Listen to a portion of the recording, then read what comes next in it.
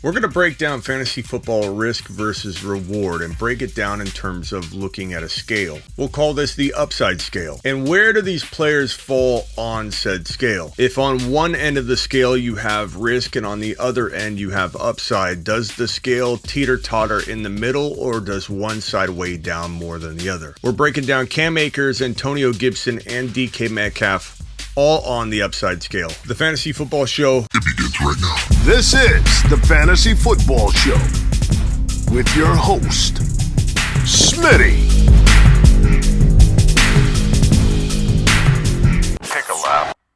Let's kick it off with DK Metcalf and talk about how much risk he might hold at his current ADP versus upside. You often hear me talk about the balancing of the scales, the risk versus the reward. Which one is heavier? Are they equal? Equal risk and reward where the scale might be teeter-tottering in the middle. That gives you a sense that the player is kind of fair market value. They've got a lot of risk, they've got a lot of upside. Both sides are kind of equal. You're not getting a steal on draft day. You're not necessarily risking at all. Best player available often ties to this whole process right here. You're taking a player where the scale is completely heavy on the upside and there's not enough weight on the risk side of the scale. That's best player available in a nutshell. In every single draft selection you make, you want that scale slammed down on the upside because the upside is just far too heavy for the risk side to even weigh down at all. In the case of DK Metcalf, we're looking at a 4th or a 5th round, in some cases a draft pick. And let's call him 4th round, your 4th drafted player. There's not a lot of risk. The scale is not being weighed down heavily on the risk side, but the upside at 4th round value, at his newfound 4th round value, that's a heavy side of the scale because he can truly outperform, hit a home run from 4th, especially 5th round value. I can't think of a better wide receiver 1 to acquire in a let's wait on drafting our wide receiver 1 until round 4 player in fantasy football 2022. Him and Waddle are gold in round 4 if you can find either one of those guys hiding there, and they make for a fine wide receiver 1 in a wait on a wide receiver draft strategy. So right now with DK Metcalf at a current ADP of the 4th round, and think of the ADP as like resetting the scale right in the middle and then you let go of it. When we put DK Metcalf on the upside scale, it measures out to be an absolute home run. DK Metcalf's looking pretty darn Smitty approved.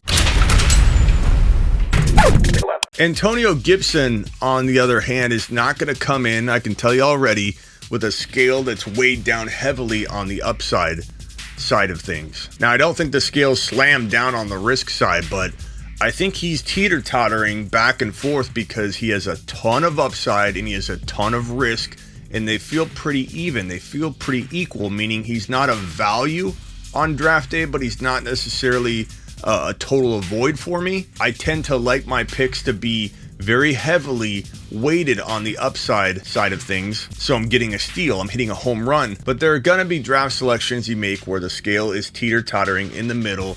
You're willing to, with the build of your team, hey, I went safe all around here. I think I could take a little bit of a risk. You might end up grabbing guys like Gibson who float in the middle. Neither total steal or total bust potential, but there is a lot of risk. There is some bust potential with Gibson. Previous injury, crowded running back room. He came out of college with like 30 carries and 30 receptions to his name. Literally no resume whatsoever, no proven pedigree, no track record of being a full-time running back, even in college, let alone the pros. There's a lot to worry about. There's a reason why the scale is very weighted down on the risk side, but his upside's still pretty big.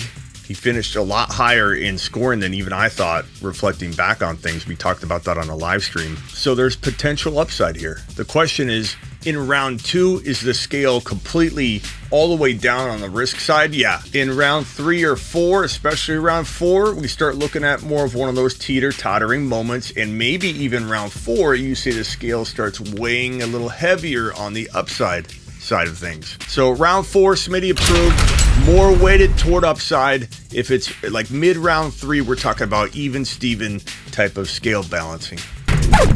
Cam Akers, you know where I'm going to fall on this one, no pun intended. The scale is going to fall toward the heavy risk side, weighed down extremely, because you've got to take him in the 3rd. It sounds like 3rd round right now, and there's no way, in my opinion, this guy doesn't hold way more risk, anywhere near like 4.1, 4.2, 4.4 3.10, 3.8. I'm not going near them because there are safer players out there to grab. DK, we just talked about him.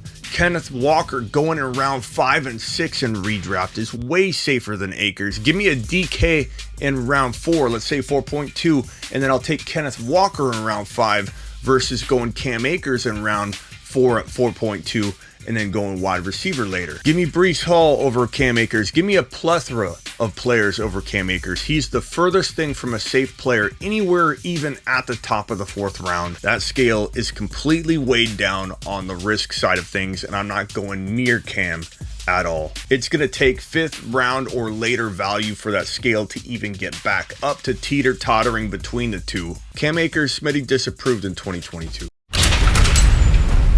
Give me Kyron Williams later. If you want me to toss your player on the scale, comment below with the player you want to be named next, and I'll throw him on.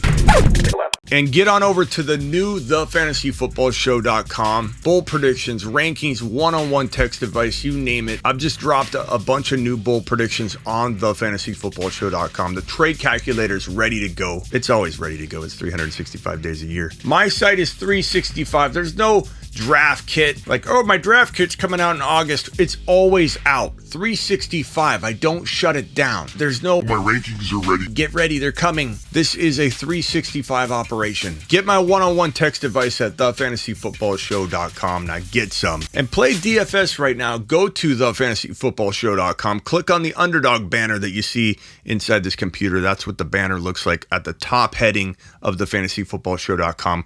Click it, play, deposit $10 into a new underdog account, and I'll give you a 10 to 15 minute phone call on me where I call you and we talk shop. We talk whatever you want, fantasy football related. Get on over there and take advantage of some of these values that are out there or avoids like this. Go get DK Metcalf before he climbs up ADP boards and you can no longer get him as a 4th rounder. Go get Kenny Walker in a freaking 5th round draft slot or 6th round draft slot. I've got him in the 6th round in multiple drafts. When I'm patient, Kenny Walker falls in redraft, especially in best ball.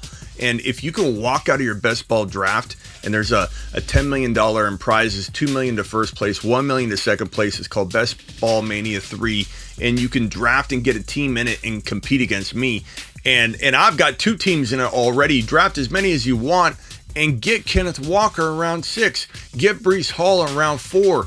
Get Metcalf and Waddle in round 4 and 5. It's absolute craziness right now in best ball, taking advantage of these values. Javonte in mid to late 2nd round. Best ball, there's nothing better than drafting early because you take advantage of all this stuff before it cleans up and players start rising to where they need to be. Get on over there, thefantasyfootballshow.com, and use promo code Smitty if for any reason you venture over to Underdog without going through my link. But go to thefantasyfootballshow.com. It's easier. Click on the Underdog banner. Now get out of here. This is the Fantasy Football Show with your host, Smitty.